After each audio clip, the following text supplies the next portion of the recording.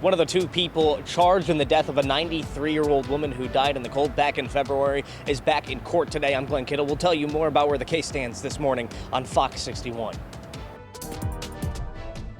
Officers closed down a quiet Enfield street for 12 hours yesterday. What we are learning about that situation. And Fox 61 has team coverage of the days leading up to the August 11th primary elections. It is coming up fast.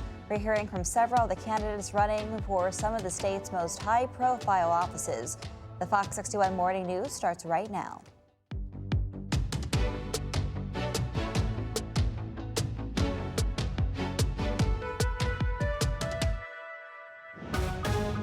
Now we begin with a weather impact alert on this Friday, August 7th. Good morning. Happy Friday. Glad you're with us here on Fox 61. I'm Bridget Buorlo. Let's send it outside. Well, over to Rachel Piscatelli, who's in front of the outside. Beautiful skyline. A bit hazy out there. Normally I am outside, but you know what? It was just too humid for me. No, I'm just kidding. That's a good reason. I'm not that big of a diva. No, you're not a diva at all.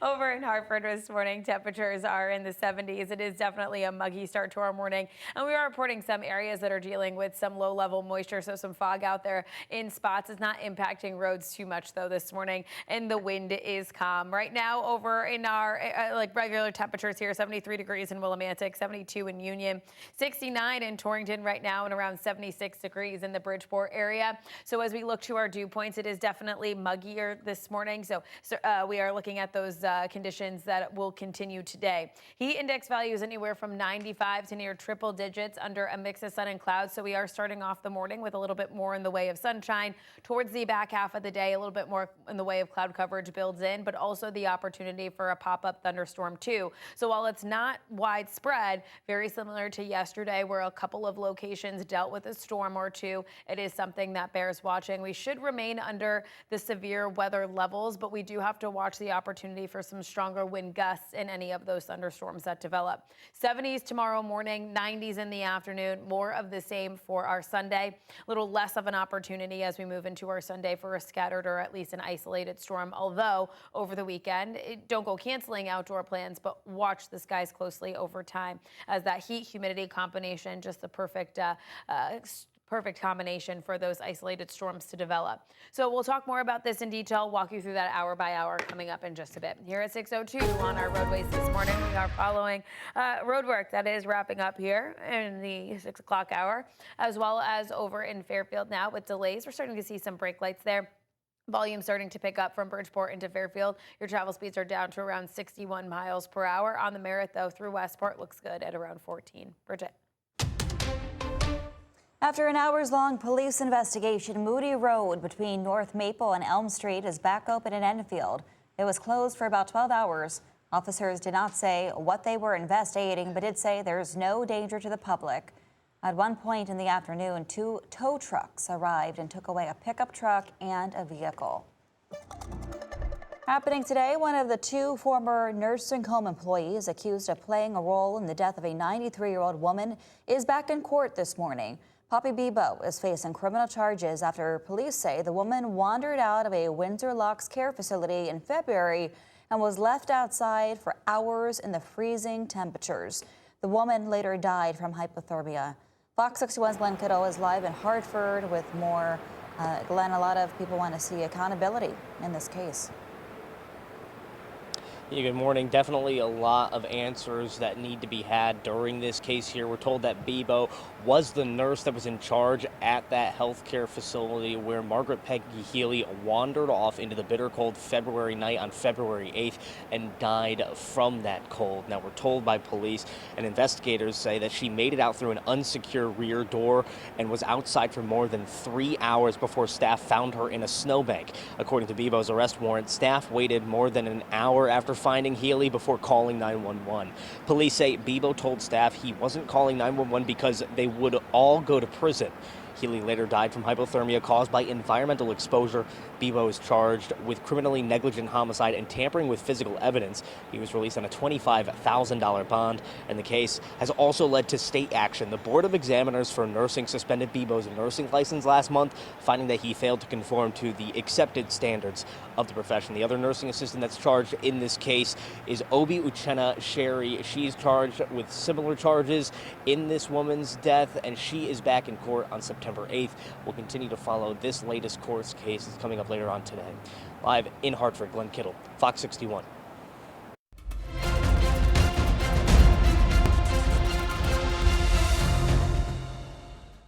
Early voting for the August 11th primaries will continue at 10 this morning. Polls will stay open until 6 p.m. And if you want to vote early, you have until Sunday to do so. You do need to be registered to a party in Connecticut.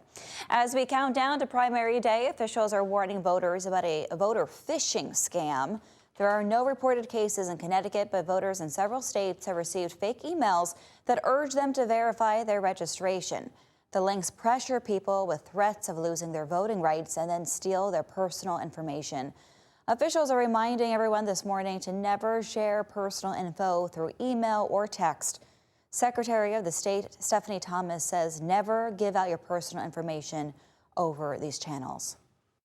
These scams that we're warning about are not impacting anything like changing votes or trying to see how people are voting or interfere with the voting process per se, but they know it's election season, and when something comes in marked urgent, people might stop and or click before stopping to think. Cybersecurity officials at the federal, state, and local level are all involved in maintaining election integrity, and they will be out on the lookout for any of these scammers. In the race for Connecticut governor, incumbent Governor Ned Lamont is seeking a rare third term, something not done in more than 20 years.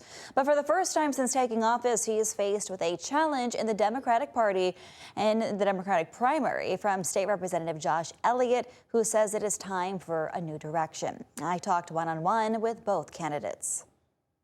The race for the Democratic nomination for governor is heating up, with both campaigns flooding the airwaves with sharp attack ads as primary day draws near. You know what they say, politicians are like diapers. Change them often and for the same reason. Josh Elliott has missed 240 votes. Incumbent Governor Ned Lamont says he wants to finish the work he started by building on the state's economic momentum and investments in education, housing, and health care. We balanced the budget 8 times in a row. More money for education, more money to invest in people, early childhood endowment. I want to get that over the finish line, and I've got one big piece of unfinished business: healthcare costs. I want affordable health care for everybody. Health insurance is a signature issue for primary challenger Josh Elliott, so much so that the state representative from Hamden wants to do away with the industry altogether. How do you square that with us standing in Hartford, the insurance capital of the world, with many people voting this primary who work in the insurance industry? Yes. What I find about people that work in the insurance industry is they actually agree with what I'm saying. We have massive market failures. You can spend one night in the hospital, it could be $50,000. Obviously, the system doesn't work. And so we can't just say there's nothing that we can do. We, of course, absolutely can. And so what we do is we create a public option. We bring people onto the state plan, we grow it bigger and bigger and bigger, and we do that as a public-private partnership until the point is we're big enough, we say, no, thank you, we don't need you anymore, and we do it ourselves. Lamont is running on his record, making the case that his leadership has put Connecticut on strong financial footing at a time when cost of living is a focus for voters. When you talk to voters across the board, affordability is the top concern. More and more people struggling to get by, pay the bills. They say it's affecting their quality of life. What will you do as a third-term governor? Well, we eliminated the income tax for working families. I just came from an event where we've raised the minimum wage as of January 1 to about $17.50. One of the highest in the country. You want to talk about affordability? Start by paying people more and then build more housing. You're not serious about affordability unless you have more housing where people can get their first home and a roof over their head. Elliott says he's the progressive candidate on the ballot with fresh energy and ideas. We no longer can be dealing with somebody who holds our state back. That's Ned Lamont. I think it's time for a change. He's pledging to make Connecticut more livable for the middle class by adding a 4% surcharge on income more than $1 million and tax and capital gains at a higher rate. I'm willing to take on these fights for the families of Connecticut that are struggling day in, day out. The quick things are the taxes. That's because that is what we have control over right here, right now. We ask the wealthy to pay their fair share. We send significantly more money back to our municipalities. It brings down property taxes. It helps out working families.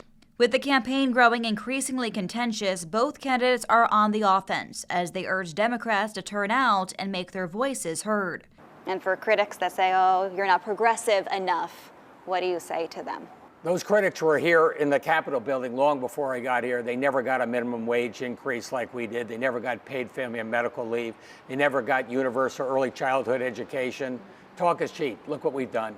The fact is, the message I'm talking about of making life easier for people, this is a message that works. And the reason I know that is because Ned Lamont has wholesale been taking our entire message and running as though he's a progressive Democrat, which is great because it means that more people are aware of what we're talking about. The problem is that we actually elect him, he won't do any of the things that he's saying he'll do. The winner of the primary will advance to November's general election to face Republican nominee Ryan Fazio.